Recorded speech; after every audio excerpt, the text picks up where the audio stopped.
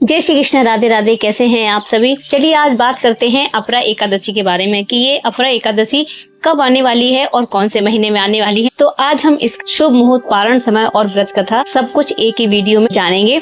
तो चलिए शुरू करते हैं अपरा एकादशी की जानकारी। तो अपरा एकादशी व्रत रखने से साधक को पुण्य की प्राप्ति होती है। अपरा एकादशी को लेकर विशेष योग भी बन रहे हैं। इस व्रत का फल कार्तिक गंगा स्नान करने या कुंभ मेले में स्नान करने के बराबर माना जाता है। अपरा एकादशी ज्येष्ठ मास के कृष्ण पक्ष की एकादशी को अपरा एकादशी के नाम से जाना जाता है। अपरा एकादशी का व्रत हिंदू धर्म में अत्यंत महत्वपूर्ण माना जाता है। धार्मिक मान्यताओं के अनुसार जो व्यक्ति इस दिन पूरी निष्ठा से भगवान श्री हरि की उपासना करता है, उसे न केवल मानसिक शांति मिलती है बल्कि उसके जीवन में कठिन अवरोध भी समाप्त हो जाते हैं। हर एकादशी तिथि का आरंभ 12 मई को दोपहर 2:52 से हो जाएगा, जो अगले दिन 13 मई को दोपहर 1:29 पर खत्म होगा। उदय तिथि के कारण यह व्रत 13 मई को ही रखा जाएगा, क्योंकि इस व्रत का पारण 14 मई को सुबह 5:31 से 8:14 के बीच ही होगा, जबकि द्वादशी तिथि का समापन 14 मई की सुबह 11:20 पर हो जाएगा। आइए जानते हैं कि अपरा एकादशी के दिन हमें क्या करना चाहिए। तो अपरा एकादशी के दिन सूर्योदय से पूर्व उठकर पवित्र स्नान करें, व्रत का संकल्प लें, भगवान विष्णु की प्रतिमा या तस्वीर को गंगा जल से शुद्ध करें। पीले वस्त्र पहनना अत्यंत शुभ माना जाता है। भगवान को पंचामृत यानी दूध, दही, घी, शहद और शक्कर से स्नान कराएं। श्री हरि को पीले फल और पुष्प और मिठाई का भोग लगाएं। ये विशेष ध्यान रखना चाहिए कि विष्णु भगवान की पूजा में तुलसी दल अनिवार्य होना चाहिए, इसके बिना भोग स्वीकार नहीं किया जाता है।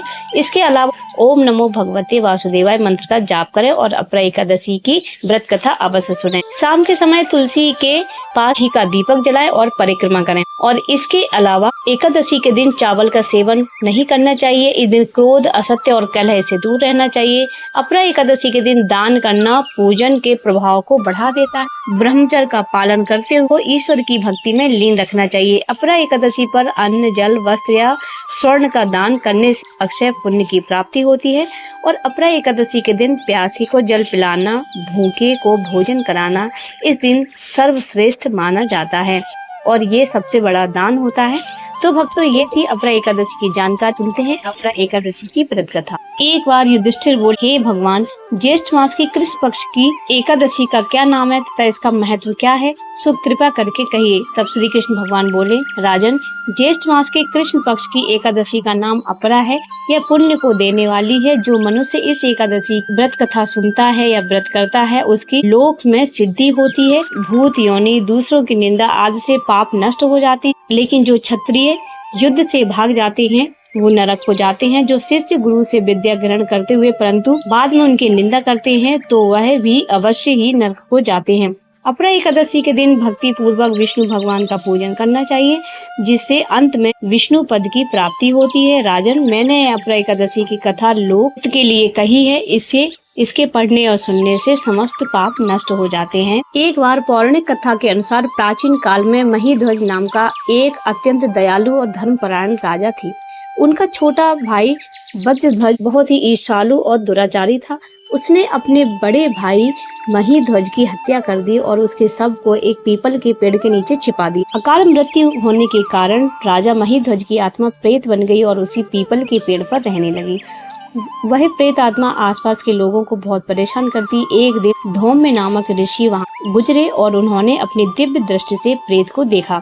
उन्होंने प्रेत को कष्ट में देखकर कारण जाना और उसे परलोक विद्या का ज्ञान दिया। राजा की प्रेत आत्मा को मुक्ति दिलाने के लिए धौम्य ऋषि स्वयं ज्येष्ठ मास के कृष्ण पक्ष की अपरा एकादशी का व्रत किया। इस व्रत के प्रभाव से राजा को प्रेत योनि से मुक्ति मिल गई और उन्हें वैकुंठ लोक की प्राप्ति हुई।